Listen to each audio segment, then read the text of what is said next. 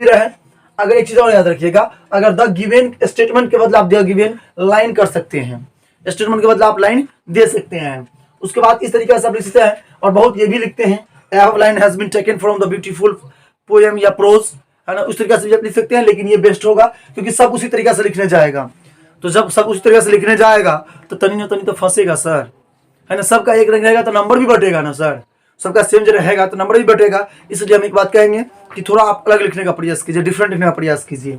सुनिए, उसके बाद इसलिए कहते हैं कि द गिवन स्टेटमेंट के बदला लाइन भी कर सकते हैं आप, है ना, या आप ये भी कर सकते हैं, line has been taken from the beautiful या the from the essay Indian society and culture. इसलिए हम बोलते हैं ये जो तरीका होगा कोई यूनिक होगा।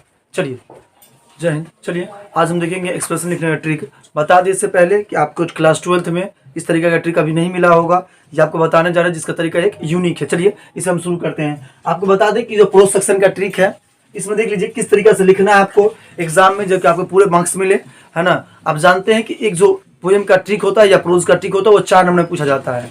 देखिए आप एक ट्रिक यहाँ से लिए हैं, इस ट्रिक को अप्लाई करने के लिए बता देते हैं आपको। सर्वप्रथम आपको एक भी प्रोज सेक्शन का जो तैयारी करवा जाएगा उसमें बता देते हैं, 2-4 दे दिए कि उसका बना भी लेना है आपको। उससे पहले बता दे कि इसको बनाइए कैसे, वो देख लीजिए। सुनिए, देखिए सर्वप्रथम लिखा हुआ है एक्सप्रेशन कैसे लिखे, यानी ये प्रोज सेक्शन का है ना। और एक होता है, एक जो प्रोज सेक्शन से पूछा जाता है एक्सप्रेशन, वो 4 मार्क्स का होता है, ठीक है जी। एक देखिए कहता है वी नोटिस, है ना, that mind is the restless word, है ना। We notice that mind is a restless word, the more it get the more it want dot, है ना। तो कहता है इसको आप क्या करना है, आपको ये पूछ दिया है, आपको पूछ देगा इस तरह से लिखना कैसे होगा। आपको लिखने के लिए आपको क्या करना है, एक लाइन अगर ये आप उतार दे तो और बेटर रहेगा, है ना। इन्वर्टेड कॉमा के साथ उतार दीजिएगा और बेस्ट रहेगा, ठीक है जी। उसके बाद एक लाइन गैप दीजिएगा बीच में, उसके बाद लिखिएगा आंसर करके, जितना नंबर रहेगा वो लगा के लिखिएगा the given statement has been taken from the इस एसे, ठीक है। The given statement has been taken from the essay Indian society culture written by Mahatma Gandhi, है ना। ये जो लिया गया है स्टेटमेंट, ये तथ्य लिया गया है, वो किससे लिया गया है, इंडियन सोसाइटी कल्चर से, भारतीय संस्कृति स्वतः से लिया गया है, जिसके लेखक महात्मा गांधी है। By this statement he is trying to say, है ना, trying to say 2 things at the same time. Firstly, यहाँ पर जाना है, देखिए अपॉस्ट्रोफी है, firstly he talks about the endless desire of a man.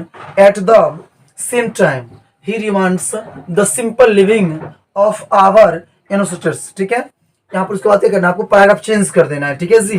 A man paragraph change कर देना है, क्योंकि ज्यादा लिखिएगा एक ही लाइन में तो अच्छा नहीं लगता है, इसके लिए क्या करते हैं हम पैराग्राफ को चेंज करके लिखते हैं जी, ठीक है।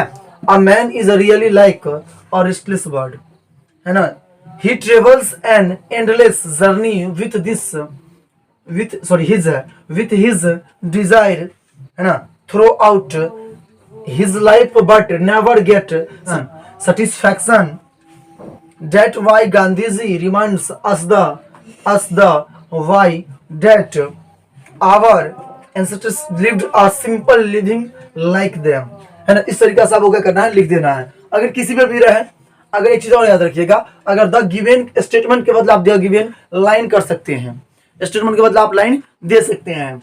उसके बाद इस तरीके से आप लिख सकते हैं, और बहुत ये भी लिखते हैं, every line has been taken from the beautiful poem या प्रोज, है ना, उस तरीके से भी आप लिख सकते हैं। लेकिन ये बेस्ट होगा क्योंकि सब उसी तरीके से लिखने जाएगा।